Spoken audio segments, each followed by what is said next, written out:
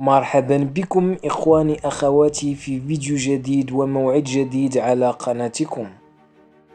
ستقام المباراة التي ستجمع منتخب المغرب بمنتخب تنزانيا في ربع نهائي كأس إفريقيا للمحليين 2025 يوم الجمعة 22 من أغسطس 2025، وذلك على الساعة 6 مساء بتوقيت المغرب، الجزائر وتونس، الساعة 8 مساء بتوقيت مكة المكرمة ومصر.